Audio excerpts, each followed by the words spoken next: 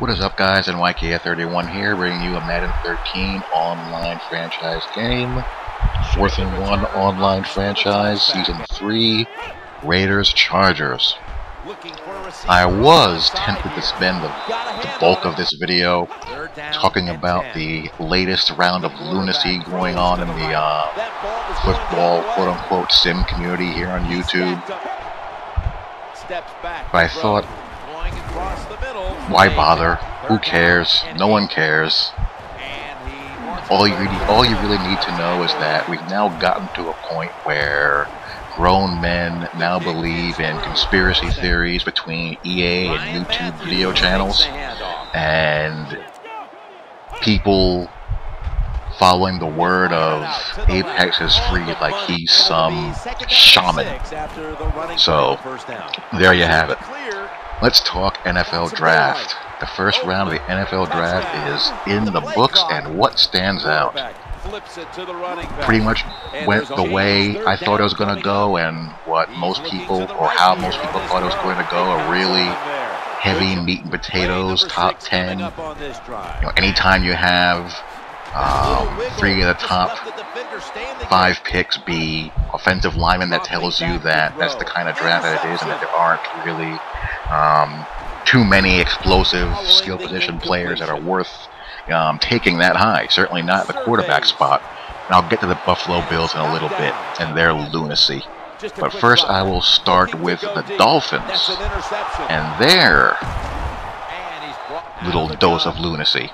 Anytime you can trade up to number 3 to draft a player that would have been there at number 15, you gotta do it, I guess. And that's what the Dolphins did.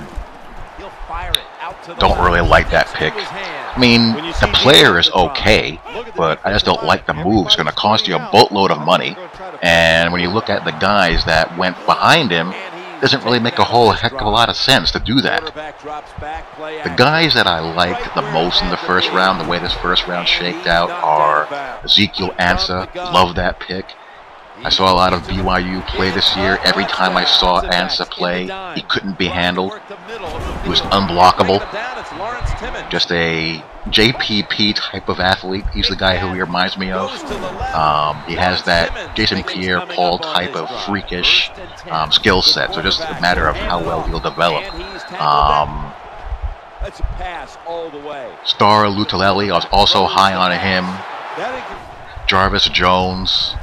Eric Reed, of course, Tyler Eifert.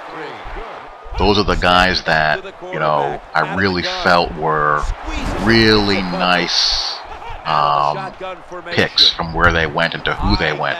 Love what the Vikings did in their draft, in their first round. Vikings have had 2 excellent first rounds in a row. You know, all that really remains to be seen with the Vikings is, going forward, is how much you believe in the quarterback. But anytime you can have the type of first rounds that they have had the past 2 years, you gotta feel good if you're a Vikings fan. As far as my Jets go, they turned what could have potentially have been a good to very good first round into an average one.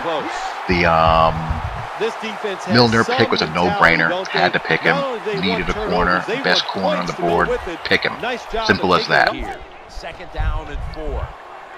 Their 13th pick, their second pick in the first round, Sheldon Richardson, I don't really get that one.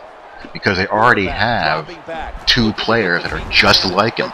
Quentin Coples and Muhammad Wilkerson. Wilkerson played very well this year, and Coples showed some good signs. So I don't get that one, especially when you consider that Star Lutulelli went right after him. The Jets have nothing at safety. They have nothing on offense. And Jarvis Jones went at 17. The Jets haven't had a quality edge rusher in years. They haven't had a good one since Mo Lewis. They haven't had a great one or a dominant one since Mark Gastineau in the old New York Stock Exchange days. So, given that, I would have gone, seeing how Jarvis Jones went 17th, I would have gone with him. I mean, Mingo was off the board. They liked him. I'm kind of hot and cold and with Mingo. But I certainly would have gone edge rusher before I went with another guy who duplicates what you already have. Jordan Werner. Don't know. Can he play 3-4 defensive end? I don't think so. Can he play 3-4 outside linebacker? Who knows? He can certainly rush the passer. He can play against the run. Can he play in space? Don't know about that one. Buffalo. Buffalo, what are you doing? What, oh, what are you doing? If there's not a quarterback on the draft board worthy of a first-round pick, don't pick him. Because if you're wrong, it's going to cost you a boatload of dollars. It's going to set your franchise back, 3 to 4 years, because if he's a bust, you're going to be right back in the same position having to draft a quarterback in the first round. I've seen a ton of E.J. Manuel. There's no way in the world I would have made that pick. I mean, E.J. just doesn't pass the eyeball test with me. Is he better than Matt Barkley? I don't think so. Is he better with Geno? Is he better than Geno Smith? Who knows? I mean, I don't view either one of those guys as a first-round guy. The kid from Syracuse I didn't see enough of. I mean, I know I've seen a ton of Landry Jones. I know I've seen a ton of Barkley to know that those guys are more polished, better passers.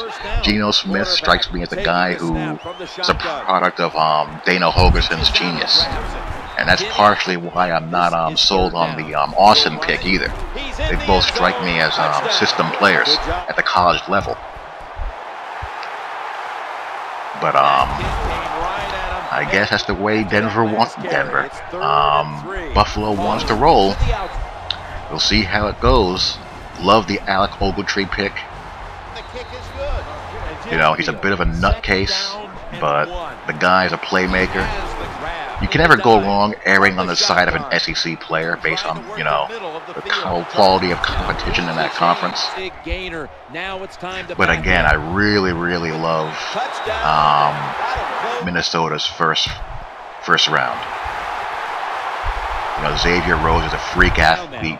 He can really, be physical and play press coverage. You get a good wide receiver prospect as well as a good defensive tackle prospect. Very nice job by them. So, those are my thoughts. Hope you guys enjoyed. Talk to y'all later. Peace.